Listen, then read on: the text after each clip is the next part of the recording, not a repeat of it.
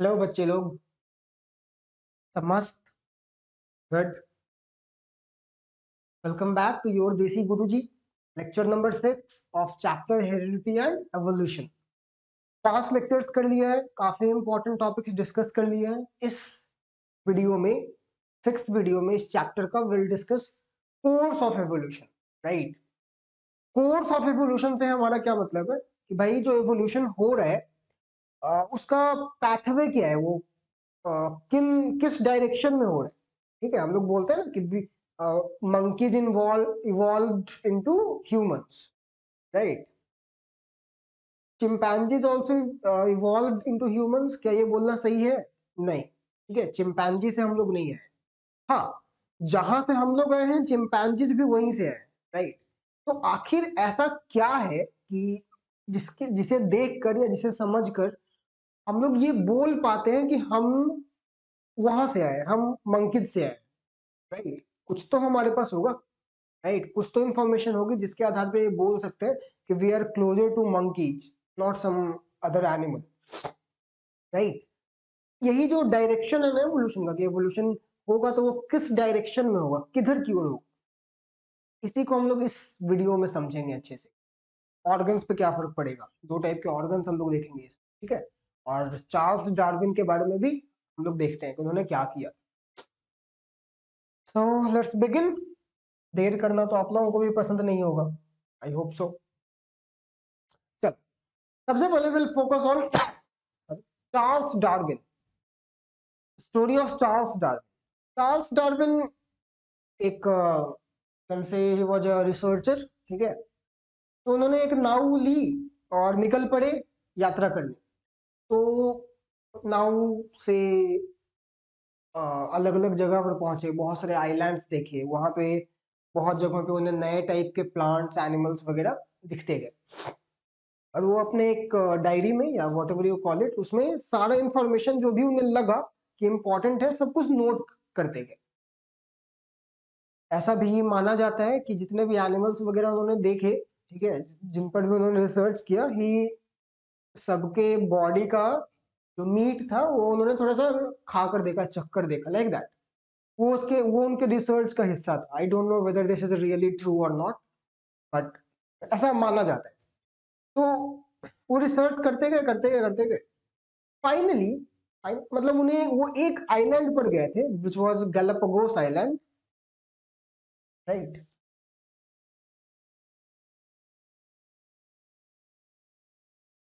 The island was Galapagos island. Right.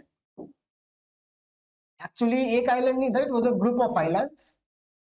तो वहां पे उन्हें बहुत इंपॉर्टेंट सा कुछ दिखा। उन्हें कुछ बर्ड्स दिखे जिन्हें फिंचेस बोला गया। बाद में उन्हें ही हम लोग डार्विन्स फिंचेस बोलते हैं। ठीक है, फिंचेस।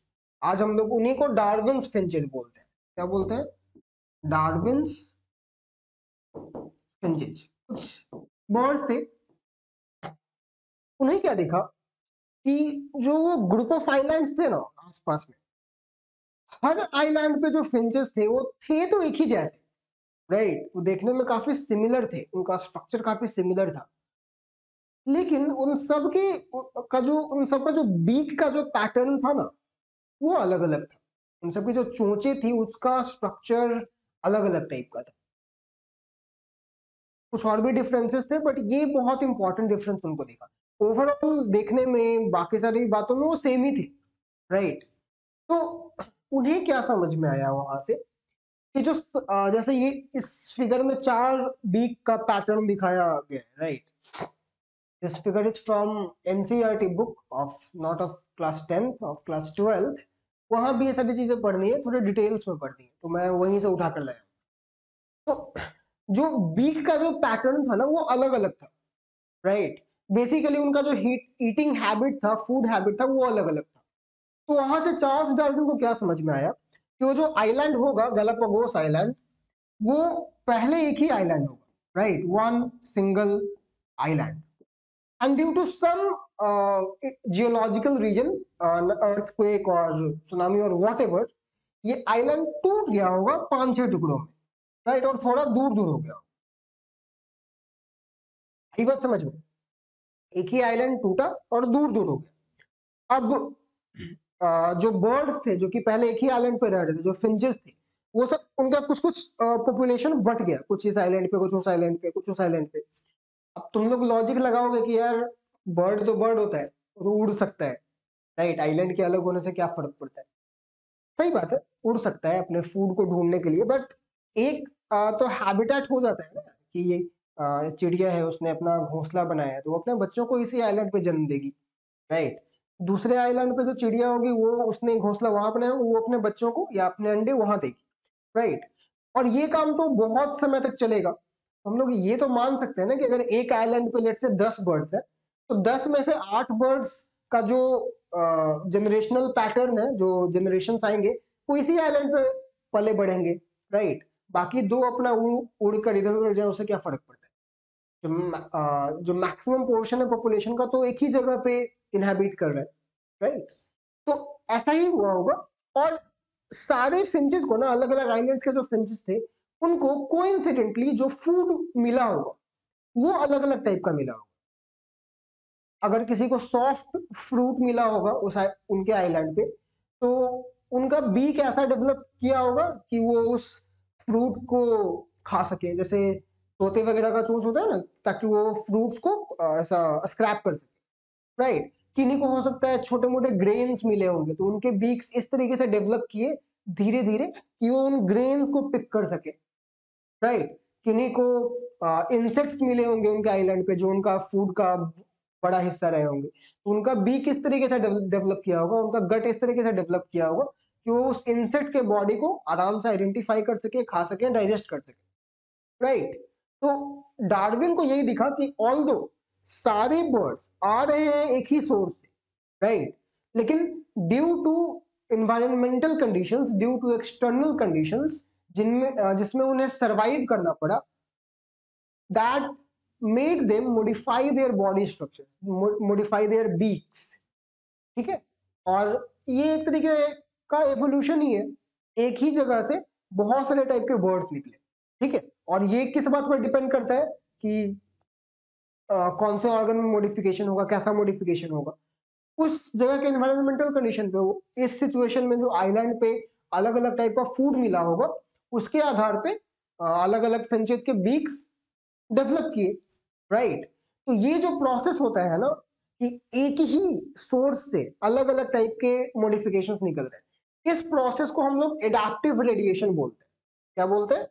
Adaptive radiation. जब एक ही जगह पर एक ही सोर्स से बहुत सारे टाइप के मॉडिफिकेशंस निकले बॉडी, राइट। और हो सकता है कि मॉडिफाई होते होते होते होते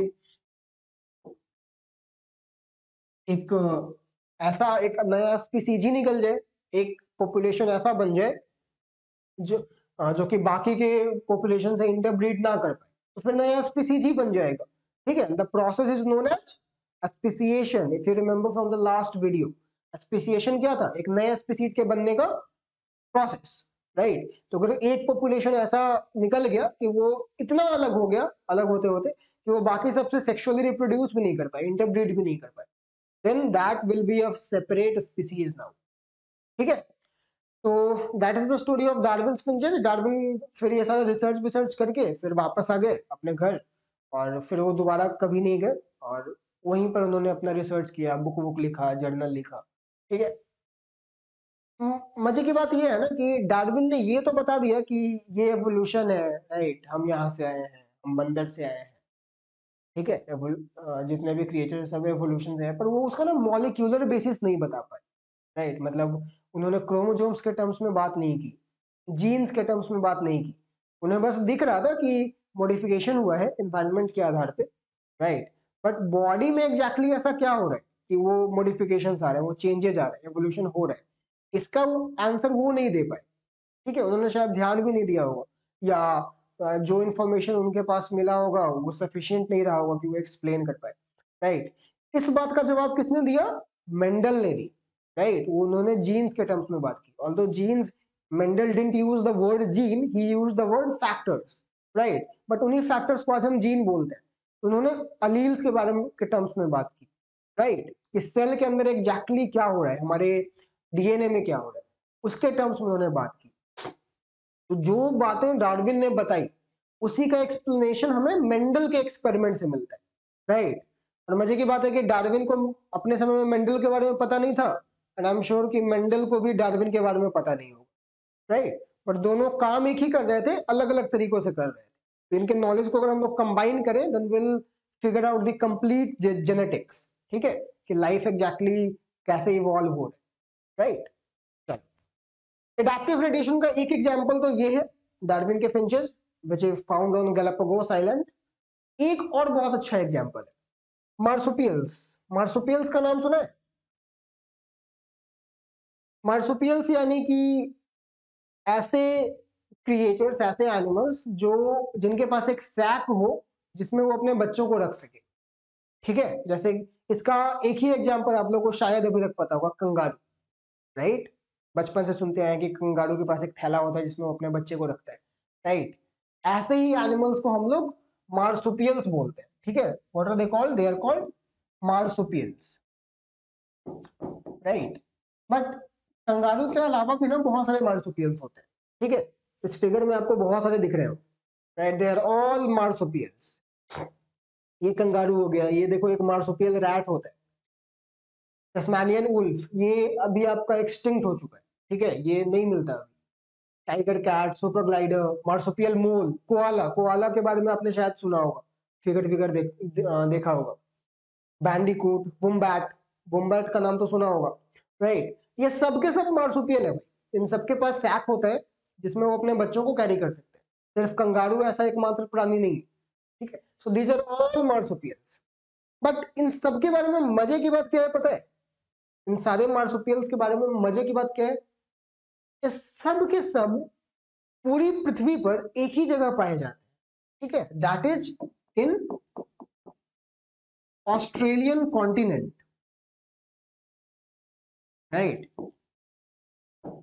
Australian continent. I'm not talking about the country Australia. I'm talking about the continent Australia, right? यानी कि ऑस्ट्रेलिया और ऑस्ट्रेलियन कॉन्टिनेंट में न्यूजीलैंड भी आता है। If you know this, Australia तो एक कंट्री है ही, राइट, न्यूजीलैंड भी उसमें आता है। तो जो पूरा कॉन्टिनेंट है ना, उसमें ये सारे एनिमल्स पाए जाते हैं और कहीं पाए नहीं जाते। कंगारू आपका अफ्रीका में नहीं पाया जाता, इंडिया में नहीं पाया जाता, ठीक है। और ये सारे के सारे मार्सुपियल्स। तो मार्सुपियल्स सिर्फ और सिर्फ उस एरिया में पाए जाते हैं, ऑस्ट्रेलियन कॉन्टिनेंट, ठीक है। अब ऐसा क्या हुआ होगा कि इस एरिया में, इस ज्योग्राफिकल एरिया में जितने भी एनिमल्स हैं सब मार्सुपियल हैं, बाकी कहीं नहीं है। ऐसा क्यों? तो इसके बारे में थियरी कही जाती है कि ऑस्ट्रेलिया जो था वो पहले एशिया से जुड़ा हुआ होगा, राइट। और फाइनली ऑस्ट्रेलिया टूटकर अलग हुआ, तो कुछ एनिमल्स जो थे उसी के साथ उधर शिफ्ट हो गए, right.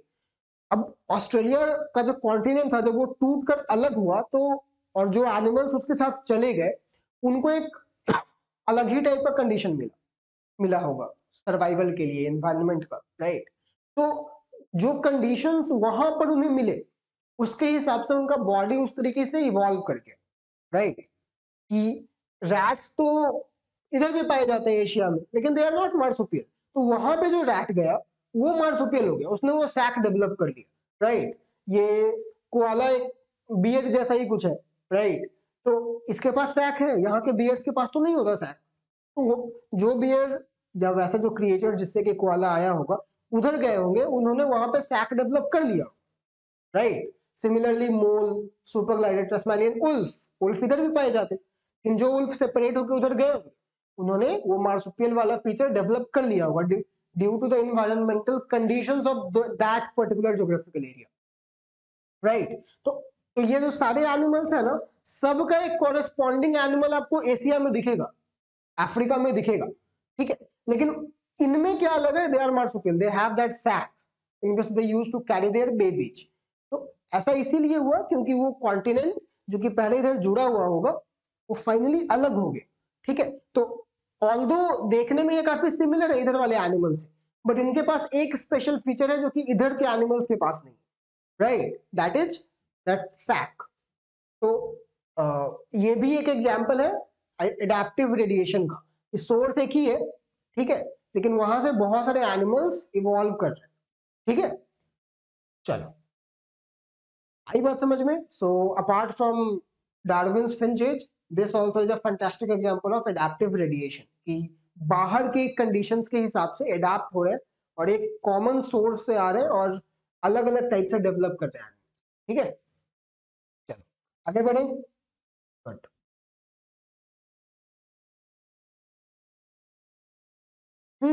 Now let's come on one of the most interesting questions all of us have in our life, कि आखिर लाइफ की शुरुआत कहाँ से हुई, हम कैसे आए। ठीक है, जिंदगी कैसे आई। आपने सुना होगा कि जब धरती बनी थी तो वो एक आग के गोले के ही जैसे थी। ठीक है, धीरे धीरे ठंडी हुई, इनफैक्ट अर्थ पे ऑक्सीजन भी नहीं था उस समय। तो अर्थ पे लाइफ कैसे है, हमें ये समझ में आ गया कि लाइफ इवॉल्व कैसे हुआ। ठीक है, मतलब एक बार लाइफ आ गया तब इवॉल्व होगा ना, but life first and first आया कैसे धरती पर, इसका जवाब हमें नहीं पता एग्जैक्टली। हाँ, थियरीज है बहुत सारी, राइट, कि एक थियरी कुछ बोलती है, दूसरी थियरी कुछ बोलती है। आपका जिसमें भी मन विश्वास कर सकते हो, जो भी आपको ज्यादा क्रेडिबल लगे। मैक्सिमम लोग जिस थियरी में विश्वास करते हैं हम लोग मान कर चलते हैं कि वो सही। कल हो के मान लो कि एक और थियरी आई जो कि ज्यादा रिलायबल लगेगी तो लोग उस पर विश्वास करने लगेंगे। तो इसके लिए बहुत सारी थियरीज आ रही थी। किसी ने बोला कि life came from outer space. ठीक है, एस्टेरॉइड्स वगैरह आए होंगे और एस्टेरॉइड्स के साथ आए होंगे जानवर, प्लांट्स नहीं, कुछ स्पोर्स वगैरह आए होंगे। ठीक है, माइक्रोस्कोपिक स्पोर्स, बैक्टीरिया बैक्टीरिया कुछ आ गया होगा। ठीक है, और वो जब यहाँ आया तो यहाँ भी उसने यही उसने लाइफ की शुरुआत की। एक एक थियरी तो यही है। ठीक है, फिर कुछ रिलीजियस थियरीज है, जैसे वो एडम एंड ईव वाली कहानी सुनी होगी। ठीक है, तो लोगों का मानना था कि 7 दिनों में भगवान ने जिंदगी बनाई। ठीक है, पहले दिन कुछ को बनाया, दूसरे दिन कुछ को बनाया, और ऐसे ऐसे करते करते 7वें दिन ह्यूमन बींग्स को बनाया गया। ठीक है, तो इन थियरीज के अनुसार जो लाइफ है वो कुछ ही हजारों साल पुरानी है, पर इन थियरीज को साइंटिफिकली हम लोग नहीं मानते। ठीक है, अब बहुत सारी थियरीज आ रही थी तो बहुत कंफ्यूजन है था कि किसको माना जाए किसको नहीं माना जाए। एक थियरी आई जिसको बोला गया theory of spontaneous generation. Right, theory of spontaneous generation, कहने का मतलब कि जो लाइफ है ना वो स्पॉन्टेनियसली जनरेट हो गई, मतलब अपने आप, आउट ऑफ नथिंग। जब लाइफ नहीं थी तो सब कुछ नॉन लिविंग ही था, लेकिन उन्हीं नॉन लिविंग चीजों में से, उन्हीं नॉन लिविंग कंपाउंड्स, मॉलिक्यूल्स में से लिविंग मॉलिक्यूल्स भी जनरेट हुए, उसी से लाइफ आया। ठीक है, इस थियरी को डिस्प्रूव करने के लिए लुइस पास्चर ने एक एक्सपेरिमेंट किया। राइट, उसको हम लोग बोलते हैं स्वान नेक एक्सपेरिमेंट। एक उन्होंने क्या लिया, एक फ्लास्क लिया। ठीक है, और वो फ्लास्क का जो नेक था ना वो हंस के गले के जैसा था, ऐसा। राइट, इसीलिए उसे स्वान नेक एक्सपेरिमेंट बोलता है। वो फ्लास्क का शेप कुछ ऐसा था। ठीक है, तो स्वान के नेक जैसा। Right, that's why it's called swan neck experiment या स्वान नेक फ्लास्क। इसको क्या किया लुइस पास्चर ने, वही पास्चर जिन्होंने पास्चराइजेशन डिस्कवर किया, कि इसमें एक मीट का टुकड़ा रख दिया।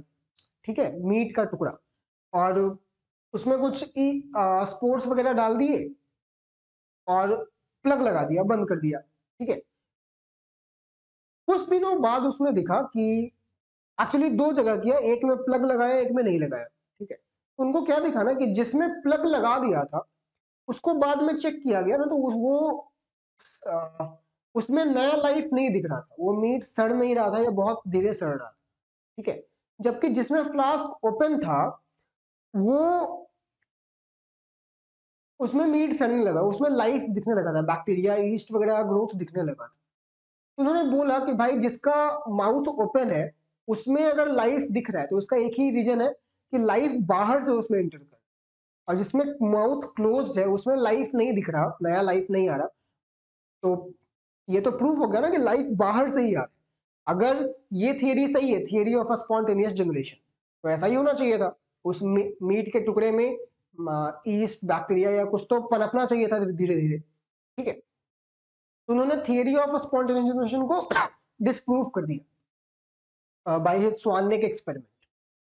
लेकिन इस एक्सपेरिमेंट में ना एक प्रॉब्लम है, समय का। समय क्या है, लुईस पास्चर ने इस एक्सपेरिमेंट को कितने दिनों तक ऑब्जर्व किया होगा? मान लिया 9 दिन, 10 दिन, 1 साल भी कर सकते हैं। लेकिन भाई जो लाइफ है वो बिलियंस ऑफ ईयर्स उसने लिया है, तब जाके लाइफ डेवलप हुई। ठीक है, मिलियंस ऑफ ईयर्स लगते हैं इवोल्यूशन होने में। 10 दिन में आपको रिजल्ट तो दिखेगा नहीं। ठीक है, ऐसा कुछ ऐसा तो नहीं दिखेगा कि अरे नया बैक्टीरिया आ गया, अपने आप ईस्ट आ गया, अमीबा आ गया, तो नहीं दिखेगा ना। तो ऑल्दो इस थियरी ने उस समय उसको डिस्प्रूव कर दिया, बट लेटर ऑन इसी थियरी को हम लोग आज सही मानते हैं। ठीक है, and this was suggested by a scientist called Helden, Haldane। इसी थियरी को प्रूव करते हुए एक्सपेरिमेंट किया गया था by two scientists, Urey and Miller. Right, Urey and Miller ने एक एक्सपेरिमेंट किया, उसमें उन्होंने एक अपैरेटस बनाया। कुल मिला के उन्होंने उस अपैरेटस में ऐसे कंडीशंस रखने की कोशिश की कि जैसी कंडीशन उस समय अर्थ पे रही होगी, जैसे टेम्परेचर बहुत हाई होगा अर्थ का, राइट, ऑक्सीजन नहीं था, बारिश हो रही थी लगातार, तो बिजली चमक रही थी लगातार। और ये सारे प्रोसेसेस को हम लोग को इग्नोर नहीं करना है, ये सारे प्रोसेसेस बहुत इंपॉर्टेंट है। अब सोचोगे कि लाइटनिंग से क्या काम, राइट, लाइटनिंग से लाइफ का क्या लेना देना, देना देना है।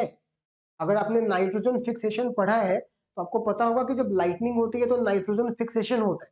ठीक है, ये एक बायोलॉजिकल प्रोसेस है, राइट, लाइफ में इसका कंट्रीब्यूशन है। तो जो भी उस समय सिचुएशन रही होगी पृथ्वी की, अर्थ की, उसको उन्होंने रिक्रिएट करने का कोशिश किया एक अपने अपैरेटस में, यूरे एंड मिलर ने। राइट, जैसे कुछ गैसेस रखे, मीथेन, यूरिया, वाटर वेपर रखा उन्होंने। ठीक है, methane, urea, water vapour, hydrogen gas. उस समय ऑक्सीजन था ही नहीं अर्थ के एटमॉस्फेयर में। ऑक्सीजन तब आया जब साइनो बैक्टीरिया डेवलप हुए, उन्होंने फोटोसिंथेसिस स्टार्ट किया, तब जाके ऑक्सीजन ऐड होना शुरू हुआ एटमॉस्फेयर में। इसको हम लोग बोलते हैं ग्रेट ऑक्सीडेशन इफेक्ट। राइट, उसके पहले ऑक्सीजन नहीं था अर्थ के एटमॉस्फेयर में। जो शुरू में जो बैक्टीरिया वगैरह आए, they were anaerobic, they were not aerobic. Alright, तो ये सारे गैसेज रखे। लाइटनिंग के लिए, जैसे बिजली चमकती होगी उस समय, तो उसके लिए उन्होंने स्पार्क्स जनरेट किए। ठीक है, प्लस टेम्परेचर भी उस समय करीब 100 डिग्री सेल्सियस के आसपास रखा था, जो कि उस समय का टेम्परेचर रहा होगा अर्थ के सरफेस का। तो ऐसा सिचुएशन क्रिएट करने का कोशिश किया गया जैसा कि उस समय अर्थ पे रहा होगा हमारे हिसाब से। तो और इस जार को शायद छोड़ दिया गया था 1 हफ्ते 2 हफ्ते के लिए। तो कुछ समय के बाद ना, बहुत ज्यादा वेट नहीं करना पड़ा, पर 1-2 हफ्ते में ही ना उन्हें कुछ रिजल्ट्स दिखने लगे। रिजल्ट क्या थे, इस apparatus में ना कुछ बायोमोलिक्यूल जनरेट होने लगे थे। बायोमोलिक्यूल्स क्या होते हैं? बायो का मतलब life, molecules are molecules.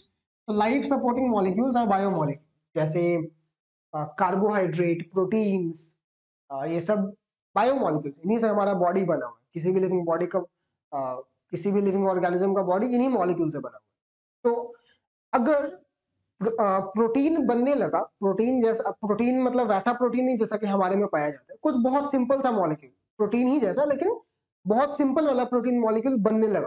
Carbohydrate के कुछ मॉलिक्यूल्स बनने लगे बहुत सिंपल से। ठीक है, अपने आप, कोई एक्स्ट्रा सप्लाई तो दिया नहीं गया था। ठीक है, तो इसी से फिर ये कंक्लूजन निकाला गया कि जो लाइफ है दैट इज अराइजन स्पॉन्टेनियसली, मतलब जो नॉन लिविंग सब्सटेंसेस थे उसी से लिविंग मॉलिक्यूल्स हुए। शुरू में बहुत सिंपल सिंपल मॉलिक्यूल बने होंगे प्रोटीन का। अरे प्रोटीन है तो मॉलिक्यूल ही ना, एटम्स के बीच में बॉन्ड बना है, मॉलिक्यूल बना है। राइट, कुछ बहुत सिंपल से प्रोटीन बने होंगे, फैट्स बना होगा, कार्बोहाइड्रेट्स बना होगा, वो सब पास में आए होंगे। ठीक है, फिर एक क्लोज स्ट्रक्चर टाइप का बना होगा, धीरे धीरे वो एक सेल का शेप लिया होगा। राइट, और ये प्रोसेस बहुत ग्रेजुअल हुआ है, बहुत ग्रेजुअल, बहुत धीरे धीरे हुआ है। ठीक है, फिर वो सेल बना होगा, फिर उसमें नए टाइप के मॉलिक्यूल्स बने होंगे, धीरे धीरे सेल ऑर्गेनल जैसा कुछ बनने लगा होगा। ठीक है, तब जाके फिर प्रोकैरियोटिक ऑर्गेनिजम्स आए, प्रोकैरियोटिक से यूकैरियोटिक ऑर्गेनिजम्स आए, फिर इवॉल्व होते होते ये जो डाइवर्स ऑर्गेनिजम्स हम लोग देख रहे हैं, प्लांट्स, एनिमल्स, हर टाइप के, वो सब बने। ठीक है, तो आज हम लोग इसी थियरी को मानते हैं कि life came out of non living compounds, non living substances, it just came out of them spontaneously, right? The experiment was done by Urey and Miller. ठीक है, क्लियर है? चलो आगे बढ़ते हैं। अभी देखो, अब ये भी समझ में आ गया कि लाइफ कहां से आया, कैसे आया। अब एवोल्यूशन हो रहा है, बट आखिर हम लोग कैसे पता करते हैं? अब वैसे तो पता करने के तरीके हैं आज हमारे पास टेक्निक्स हैं, डीएनए फिंगरप्रिंटिंग, डीएनए जीन्स को हम लोग ट्रेस कर सकते हैं डीएनए के थ्रू, डीएनए मैच करके चेक कर सकते हैं।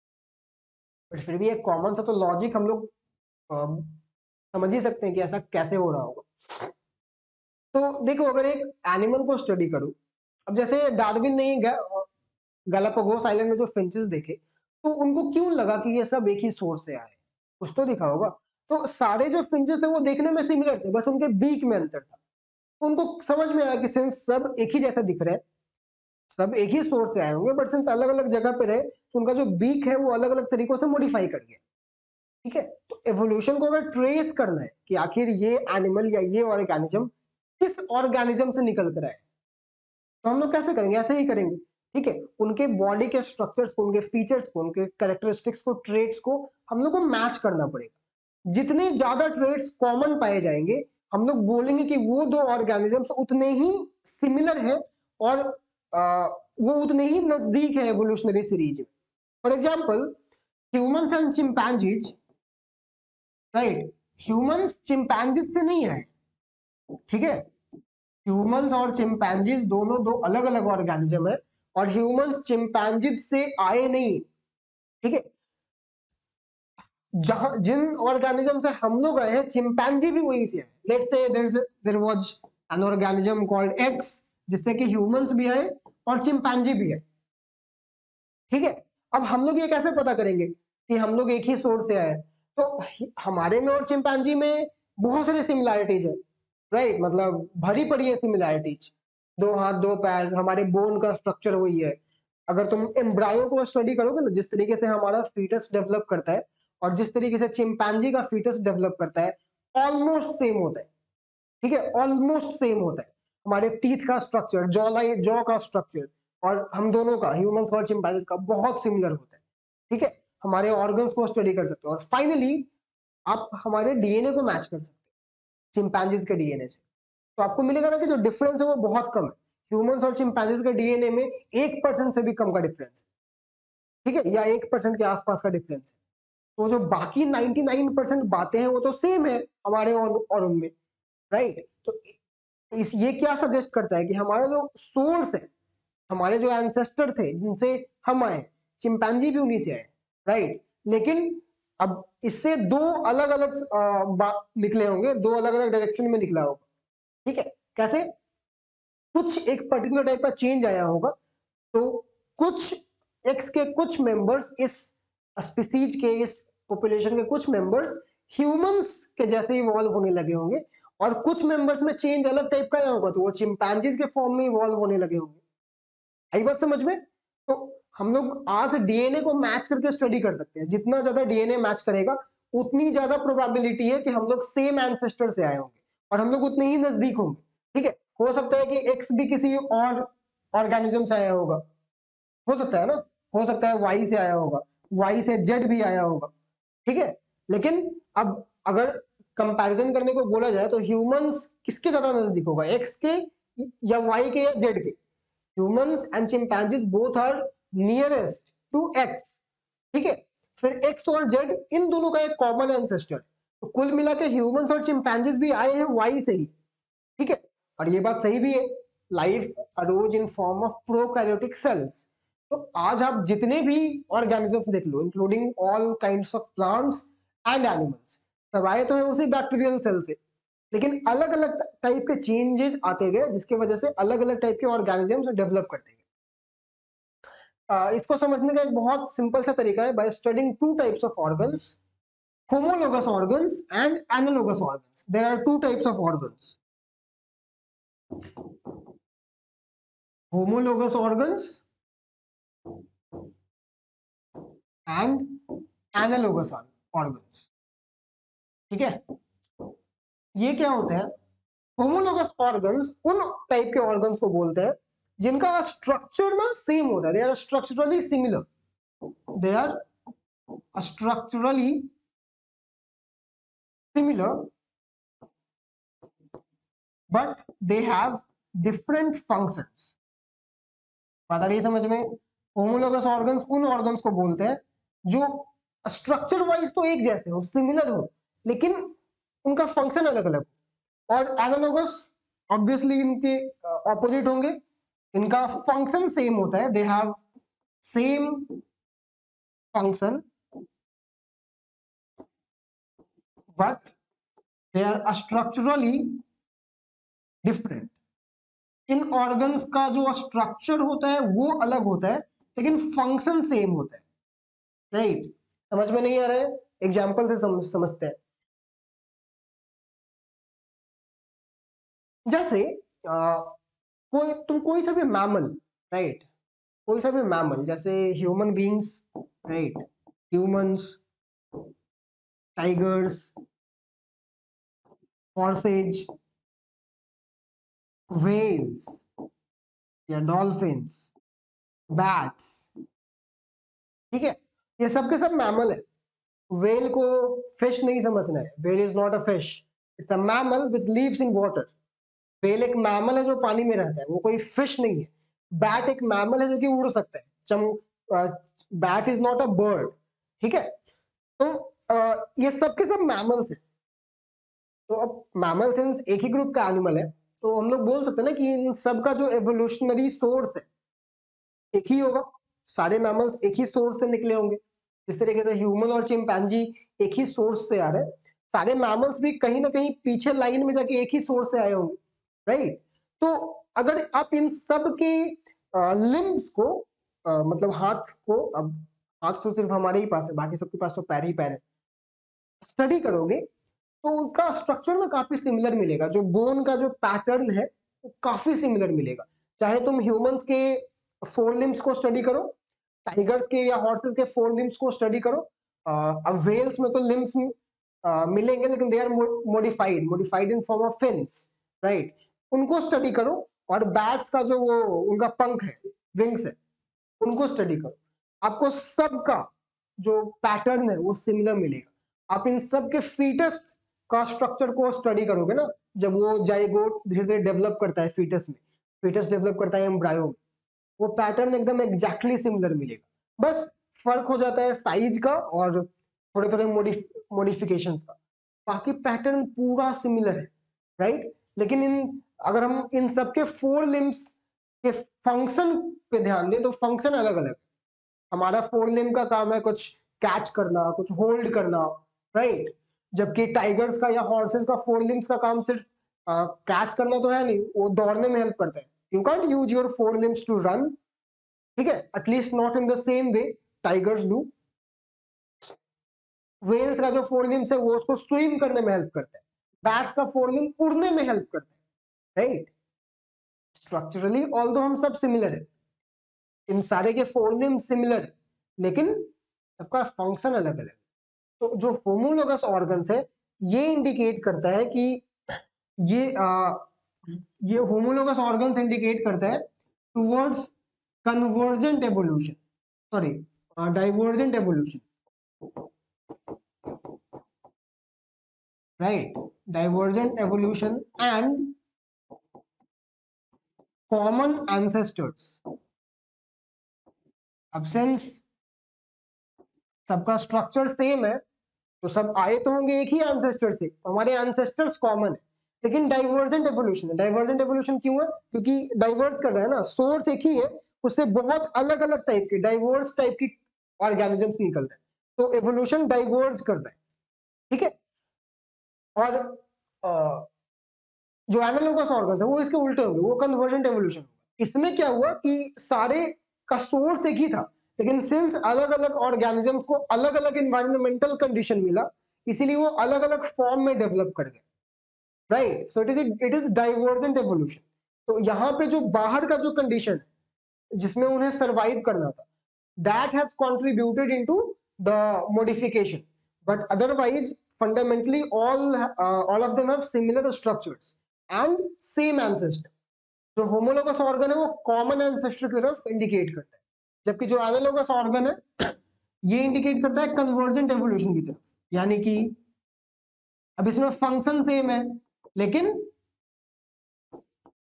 Structure different. ठीक है, इसमें आपका फंक्शन सेम है लेकिन स्ट्रक्चर डिफरेंट है। जैसे आप ह्यूमन आई को कंपेयर करो किसी ऑक्टोपस की आई से, ठीक है, या तुम you can compare a wing of butterfly, ठीक है, with the wing of bat,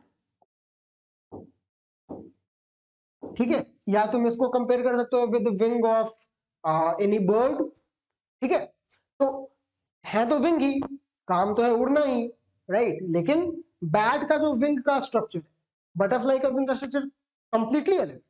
butterfly के विंग में बोन्स नहीं मिलते, बैट के विंग में बोन्स मिलेंगे, उसी पैटर्न में मिलेंगे जिसमें हमारा मिलता है। एक ह्यूमेरस होता है, अल्ला होता है, रेडियस होता है, ठीक है, पैलेंजेस होते हैं, कार्पल्स होते हैं, मेटाकार्पल्स होते हैं, ये सब बैट्स में भी मिलते हैं। नंबर्स का ऊपर नीचे हो सकता है, ठीक है, नंबर का साइज का शेप का ऊपर अलग हो सकता है, लेकिन पैटर्न वही है। बटरफ्लाई के विंग्स में बोन ही नहीं मिलेगा, ठीक है, बोन आया ही सबसे पहले फिशेज में, फिश के पहले तो बोन का नामो निशान नहीं था, राइट, तो बटरफ्लाई के विंग में आपको बोन नहीं मिलेगा। बैट्स सॉरी बर्ड्स के विंग्स को स्टडी करो, बर्ड्स के विंग्स में भी बोनी पार्ट बहुत कम होता है, वो फेदर्स ही होता है ऑलमोस्ट पूरा, ठीक है, काम क्या है उड़ना, फंक्शन सेम है लेकिन structure wise they are completely different. Structure से मतलब सिर्फ ये नहीं है कि देखने में कैसा लग रहा है, स्ट्रक्चर का मतलब कि वो किस टाइप के टिश्यू का बना है, उनका सेलुलर पैटर्न क्या है, ठीक है, मस्क्यूलर है, बोनी है, किस मटेरियल से बना है, ठीक है, तो इनका फंक्शन सेम है लेकिन स्ट्रक्चर अलग अलग है। प्लांट्स में अगर एग्जांपल ले तो आप इनके एग्जांपल्स में रख सकते हो, प्लांट्स के केस में स्वीट पोटैटो और पोटैटो को, sweet potato and normal potato यानी आलू, आलू और शकरकंद दोनों अंडरग्राउंड डेवलपमेंट है, दोनों का जमीन के नीचे डेवलप करता है, देखने में काफी सिमिलर है, लेकिन जो पोटैटो है वो स्टेम का मॉडिफिकेशन है, जो पोटैटो का जो ट्यूबर होता है वो स्टेम का मॉडिफिकेशन है, जबकि स्वीट पोटैटो रूट का मॉडिफिकेशन है, ठीक है, फंक्शन तो सेम है, function wise they are same, नीचे ही डेवलप हुआ है, दोनों का काम स्टोरेज है फूड का, दोनों का काम क्या है, फूड ही तो स्टोर करके रखा है, राइट, स्ट्रक्चर वाइज डिफरेंट है, दोनों का ओरिजिन अलग अलग है, एक स्टेम से आया है, दूसरा रूट से आया है। होमोलोगस में अगर प्लांट्स के केस में एग्जांपल लो तो आप थॉर्न और टेंड्रिल को चुन सकते हो, ठीक है, टेंड्रिल्स और थॉर्न दोनों का सोर्स एक ही है, क्या, leaf, they are modifications of leaves, thorn भी लीफ का मॉडिफिकेशन है, टेंड्रिल भी लीफ का मॉडिफिकेशन, लेकिन फंक्शन दोनों का अलग अलग। थॉर्न का काम है to reduce water loss, thorn का ये काम है ना, लीव्स मॉडिफाई हो जाते हैं थॉर्न में ताकि पानी का लॉस कम हो, ट्रांसपिरेशन कम हो। टेंड्रिल्स का काम है होल्ड करना या सपोर्ट प्रोवाइड करना बेसिकली, राइट, तो although they have same source, same ancestor, same structure, but they are functionally different. While their functions are same, but their structure is different. Such organs are called analogous organs.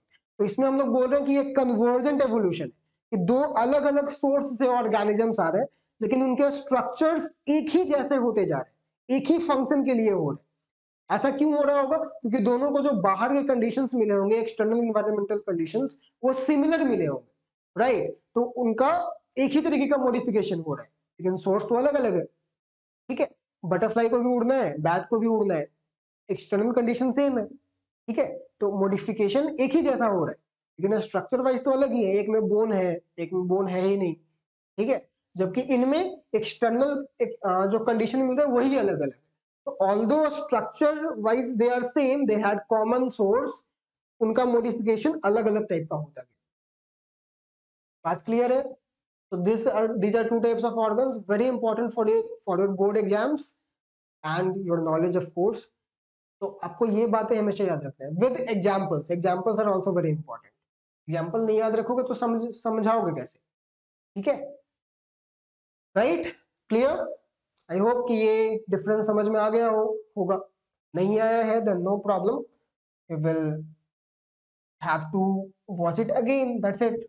Revise करोगे तब समझ में आएगा, ठीक है। तो ये video में ऑलरेडी बहुत सारी बातें हो गई, ऑरिजिन ऑफ लाइफ देख लिया, होमोलोगस एनालोगस ऑर्गन्स देख लिया, एडेप्टिव रेडिएशन देख लिया, डार्विन की बात कर ली, ठीक है। I think in it will take one more video for me to finish this chapter, ठीक है। तो नेक्स्ट वीडियो में most probably the chapter will get over, तो स्टे ट्यून्ड और अच्छे से मन लगाकर पढ़ते रहो। पढ़ते रहोगे ना तो उसका इफेक्ट भी दिखने लगेगा, ठीक है। जब आप 9-10 दिन लगातार एक ही काम को कर देते हो ना पूरी शिद्दत से, तो 11वें दिन उसका असर दिखने लगता है, आपको खुद लगने लगेगा कि अरे हाँ यार कुछ चेंज आया है, ठीक है, चीजें क्लियर हो रही है, समझ में आ रही है, right? इसीलिए so keep revising, keep studying hard, exams are coming, so लगे रहो उसमें, and trust me if you are into it results will come. चलो, थैंक यू वेरी मच, आपने इतना समय दिया, ऐसे ही आगे भी देते रहना भाई। चलो बाय बाय।